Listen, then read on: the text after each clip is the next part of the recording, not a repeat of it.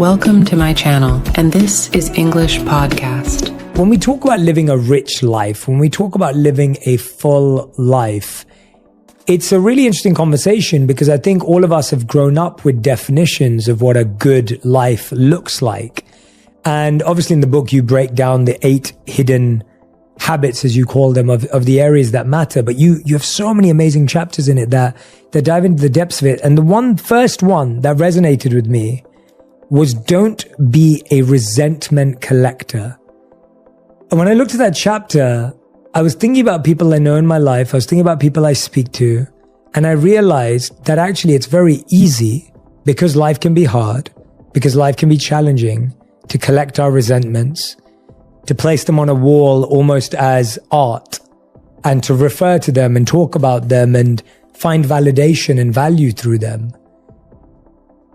What's a resentment that you've seen people carry around for the longest period of time? Well, so you said a lot of interesting things in there. And the first thing is there has been a cultural hypnosis, Jay, that you are rich when you have a lot of money. You're rich when you have a big stock portfolio. You're rich when you get to the top of the financial mountain. And for 15 plus years, this is something I've experienced mentoring billionaires, sports superstars, CEOs, movement makers. A lot of these people, sadly, are cash rich and their life poor. And so what's the point of climbing this mountain that the world says we should climb in order to be successful and happy, and realize at the end of a career, at the end of a life, we've climbed the wrong mountain? So this book is based around, as you know, the 8 forms of wealth. Now, I want to be really clear. Money is one of the forms of wealth. Money puts food on the family table. It gives us freedom. It allows us to do great things for people in need. Having said that, there are 7 other forms of wealth. The first form of wealth is growth. We were talking about that before we started. To be in hot pursuit of your finest self is a form of wealth. To spend your days doing a little bit of work on yourself so you know more of your gifts and your talents, so you build wisdom, so you build wonder, so you build bravery, is a form of wealth. And so in that first section, there's 25 chapters.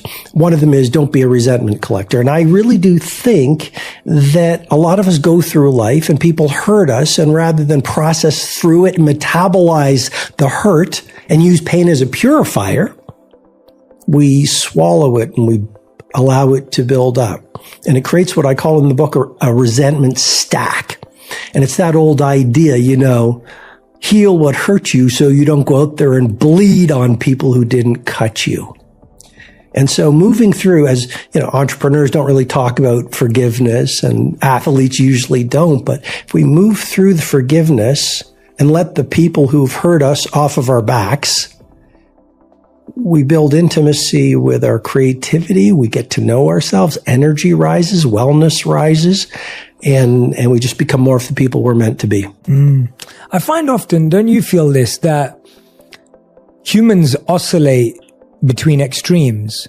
So often we have a culture that idolizes money, and then we sometimes develop a mindset that demonizes money. We have a culture that may idolize fame, and then we demonize fame. We idolize success, and then we demonize success. And we're not great at finding the neutralized, the purified version, which not only are we deeply seeking, but seems to be the healthiest place to land. And so you spoke about, and I was very happy to see that money is one of the forms of wealth, and you're just expanding that there are 7 others. But I find that often when people hear and I think I've been very clear that I've never talked about how money doesn't buy happiness, because I think money is a really powerful energy and powerful resource, which you, of course, talk about in this book as well. But why do you think, or how do we stop ourselves from idolizing and then oscillating to demonizing? And what is the middle path? What is that perspective that we need to develop? That's a beautiful question. Allow money to be your servant, not your master. And it's that old proverb, be in the world, but not of the world. So be in the world, make money. There's 25 chapters on how the billionaires do it. Make money, have nice things, go through life, treat yourself, treat your family. Having said that, don't identify with your wealth, your financial wealth. A lot of people, their self-identity is determined by their net worth. Makes me think of Jim Carrey. We're in the land of films and movie stars right here. And he said, I wish everyone could be rich and famous to realize it doesn't make a difference. And so it's almost as if we're going through life. We all have holes within us.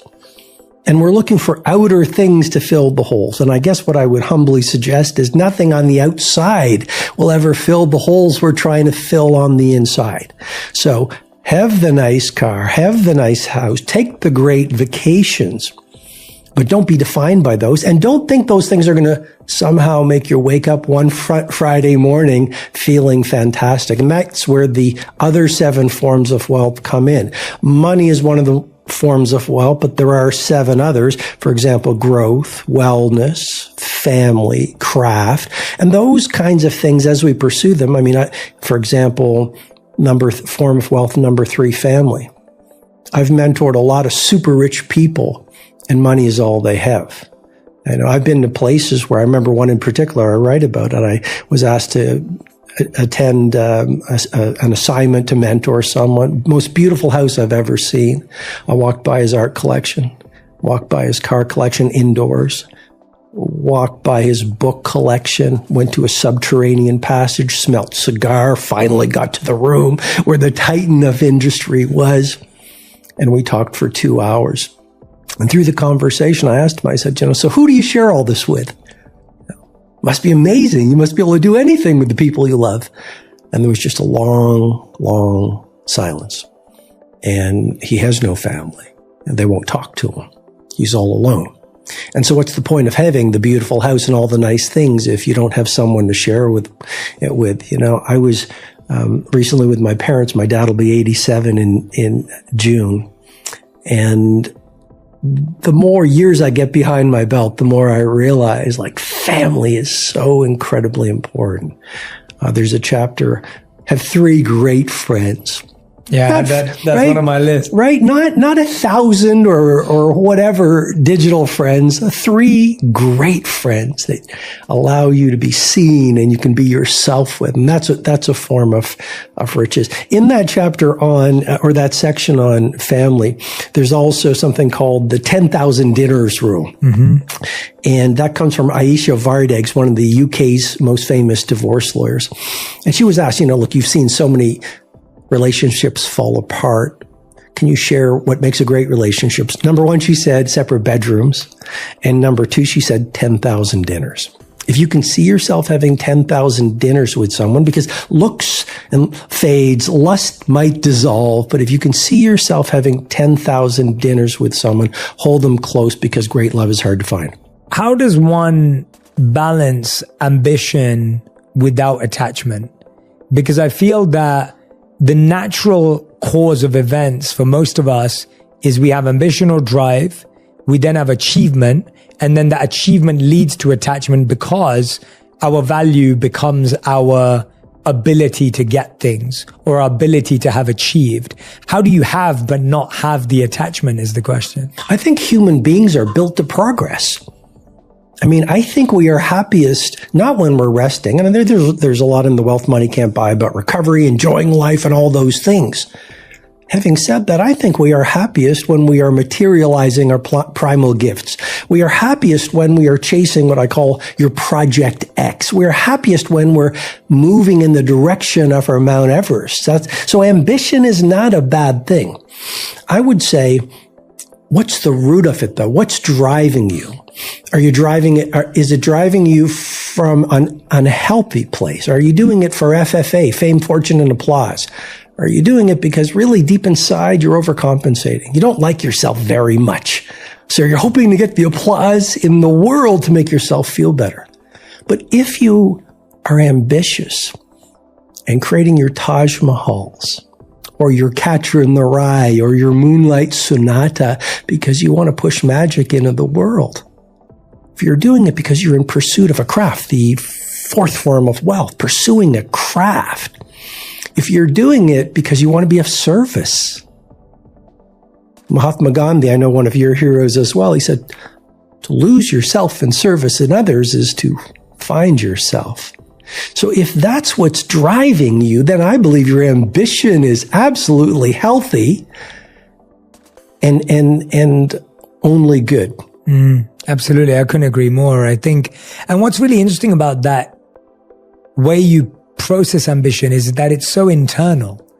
Externally, two people could look like they're living the same exact life, but internally they're living a completely different one because one is motivated by attachment and one is motivated by service, right? One is motivated by FFA, as you said, and one is motivated by service. It can only actually ever be known by the individual and those closest to them.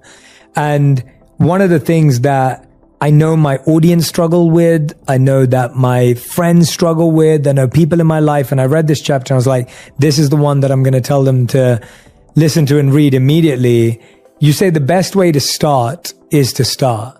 And I find that everyone I know, or a lot of people I know, I should say, struggle to start because they're so scared of what people will say. They're so scared of what people will think. They're so scared of rejection. They're scared of failure. I spoke to a friend the other day. He said to me, he said, Jay, I struggle with trying new things because since I was young, I kind of followed a path. I went to college. I knew I was going to study this particular thing, so I got that degree. I only applied to 2 jobs and I got both of them because I'd studied the right degree. And so I've never really had a door shut on me before. So now that I want to do something different, it's impossible to think that 9 out of 10 doors may close. So I find that so many people struggle to start, even though we know it's the place to start, because they're so scared of rejection, lack of validation, or failure. So how do we start when that's what's going on in our head? How do you write the book that'll change the world? You go home and you write the first page. How do you get super fit? If you want to get super fit, you go on the first walk. How do you find true love if you are all alone? You talk to that person in the grocery store. As simple as it sounds, if you look at the great monuments, Taj Mahal, 22 years, one of the wonders in the world, it started with the first block. Another wonder of the world, the Great Pyramid of Giza, 2,500 blocks, 50,000 workers, one of the monuments the world looks to. It started with that first stone. So I was in Dubai on a radio show and this wonderful broadcaster asked me, this is all fantastic. And so where do we start? And I think you're right. The very question speaks of some degree of fear because underneath it is really exactly what you're saying. If I stand in my true power, if I live my values, if I chase my ethical ambitions, if I live the life I truly want to live, if I let go of the energy vampires and fill my life with people whose lives I want to be living, if I become all those things, what if I fail? What if I stumble? What if I get laughed at? And that's where I think it's really important to remember the shortness of life. And that's why people, when they talk about mortality, they almost apologize. Sorry to talk about the shortness of life, but I think talking about the shortness of our lives is inspirational. Because when we remember how quick a human life goes by, no matter how long we get to live, and when we maybe every day in our meditations or in our journaling and our private conversations, we remind ourselves, soon or late, we will be nothing more than a pile of dust on a mantle above a fireplace next to Little League trophies. Number one, we don't take ourselves too seriously. And number two, we live to the point. I think what we are as human beings is we are great postponers. We are busy being busy. We are maximalists versus minimalists. We put off, we're going to do these things later.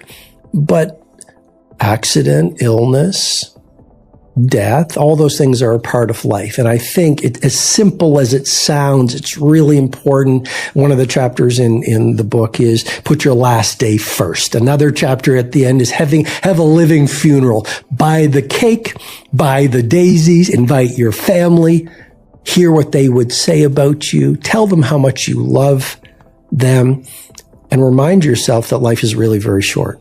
What have you seen in the people that you've coached, people that you've worked with, seminars for, 25 years or more now. What have you seen has allowed people to give themselves the permission to fail? Like, where have you seen people become comfortable with discomfort and failure? What has been that habit or that practice that has made them go, this is okay, this is normal? Wow. I would say, first of all, MVP. As you know, in athletics, MVP is most valuable player. And that's an acronym I use for meditation, visualization, and prayer.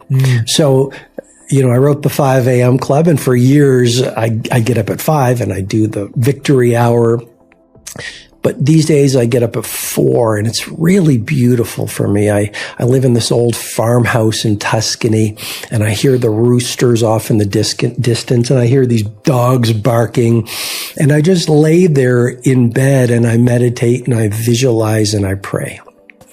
And it really works. Now, it doesn't transform your life in a day. What does? But small, daily, seemingly insignificant improvements when done consistently over time. And that practice of meditating on becoming less fearful, visualizing yourself as the person you want to be, maybe in a scenario, maybe it's in a business, maybe it's in a presentation, maybe it's asking someone out, maybe it's running a marathon or just getting to the gym, seeing yourself with your eyes closed while the world is asleep and just feeling at a cellular level and the colors. Visualization is incredibly powerful. And then prayer. It's so easy to forget this time-honored truth. Every prayer is heard. And if you don't believe in God or you don't believe in spirit, then I'm sure you believe in your subconscious. And so prayer, MVP, is a very powerful tool. Second tool, I call it the pre-performance paragraph. So what you write about deepens commitment. What you write about sets a default about how you're going to be. So writing a paragraph is part of your morning routine in your journal about who you want to be in that day. Brave, strong, resilient, positive. Writing it out in detail, just a paragraph, is a very, very powerful tool. And then the third thing, I could continue, but the third thing is you become your conversations. The sixth form of wealth, and the wealth money can't buy, and its form of wealth is your community. You become your social circle. It's like, I don't know if you like good wine, but great wine comes down to a great terroir. The terroir is the surrounding, the ecosystem, the wind, the soil, the sun, etc. Well, as human beings, we become our terroir. And if we are around toxic people, if we are around people playing victim, if we are around people who stand for low standards, we are around people who minimize the power of personal growth. We are around people who are takers. We will become the people we surround ourselves with. And we could get into the science of mirror neurons, which cause us to mimic our social circle. We could talk about emotional contagion, which is the scientific phenomenon of us adopting the dominant emotions of the people we are around. So those would be three things. The third thing is really clean out your social circle, get rid of the toxic people. I think you can change the world, or be around negative people. You can't do both. Yeah, the last one's such a, we know it to be an age-old truth, yet we struggle with it so much. And I always wonder why that is. And before I ask you that, I wanted to share, I've found that whenever I'm complaining about someone in my circle, I am in that process becoming more like them. Like, I remember years ago, I was complaining about someone because they always were complaining. And I found myself becoming the biggest complainer I knew because I was complaining about this individual. And so often we're becoming like them, not because we're even mirroring them, we're becoming like them because we're behaving like them subconsciously without knowing. Why do we find it so hard? We've heard that a million times. Why do we find it so hard to change our circle and to transform the terroir around us? Like, why do we struggle so badly, even though we know that we are the average of the people we spend time with? Why is it that we're still stuck in the same circles? Often it's because we love them. And I would say reason, season, lifetime. Some people come into our lives for a reason. There's that old idea, which is some people come back into your life to see if we're still stupid. So, some people come into our lives for a reason. Some people come into our lives for a season. And then some people come into our lives for a lifetime. Like I think of my partner, Elle. She's just that person who gets me, that person who, I could have 20,000 dinners with. So I think we struggle because sometimes these energy vampires, Jay, are our parents or our sisters or our best friends. And so we say, well, I love them. That's been my friend for 10 years or 5 years. But I would say, if you're growing and you're reading and you're doing all these modalities and you want to live your richest life and you want to materialize your gifts and talents and live at your best, and someone isn't growing and they're always questioning you, or you say, here's a new idea, project, and they're just going, that would never work. Here are the reasons, etc. Then you really have to ask yourself if that person is good for you and healthy for you. And I would say if you love them, maybe it's a parent. Then love them from afar, or practice selective association and see them once a month versus texting with them or chatting with them on the phone every day. I'd say the second reason why we keep people who are not good for us or who are bringing us down in our life is the human being doesn't like to change. We just don't like to change. And so it's so much, I would put it to you this way. I would say the discomfort of growth is always less dangerous than the illusion of security. And so I would say, yes, it's difficult to let people go.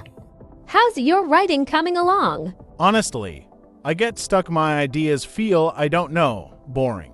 Boring. Or maybe you're just overthinking. Maybe, but nothing I write sounds right. Who decides what right is in creative writing? I guess the reader. Not always. Sometimes it's about how you feel writing it. But what if no one else likes it? Then you've still written something true to yourself. Still, I want it to be good. Define good. What does that mean to you? Something people can connect to, I guess. And how do you think connection starts? By writing something real. Exactly. Real doesn't have to be perfect. But how do I stop second-guessing every word?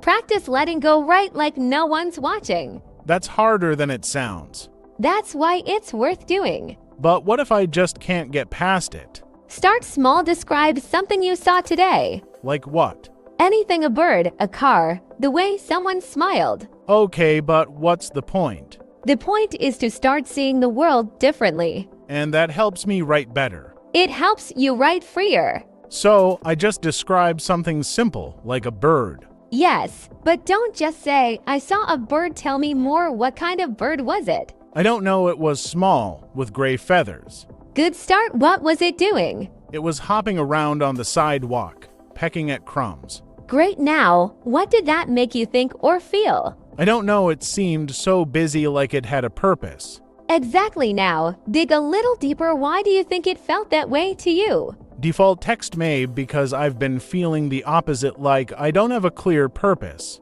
See, that's a connection. That's where your writing starts. So, it's not just about describing things, but how I see them. Yes, writing is your lens. How you see the world is what makes your work unique. But what if my perspective isn't interesting?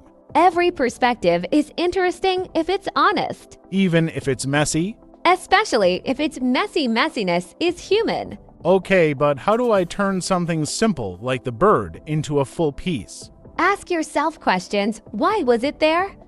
What could its story be? What's it looking for? I guess it was just looking for food. Maybe it was looking for something more. What if it had a nest nearby? Or it was lost? So, I make things up. Yes, that's where creativity comes in. Start with reality. Then let your imagination take over. What if it sounds ridiculous? Let it. Ridiculous is often where the best ideas start. But how do I know when to stop? Like, how much is too much? When it feels complete to you. Writing isn't about rules.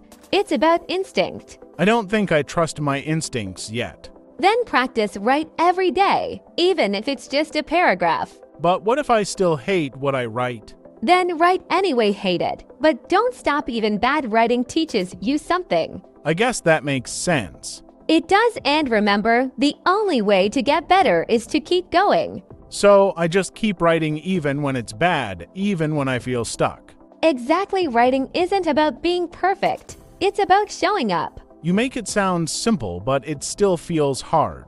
It's both, but the hard part is what makes it worth it. Do you ever get stuck too? All the time. The difference is, I've learned to keep writing through it. How long did it take you to get there? Years, and I'm still learning. That's kind of comforting knowing it's a process. It is so. Are you ready to give it another shot? I think so. I'll start with the bird. Perfect. Let the bird take you somewhere unexpected. I'll try. Thanks for this. That's what I'm here for now. Go write.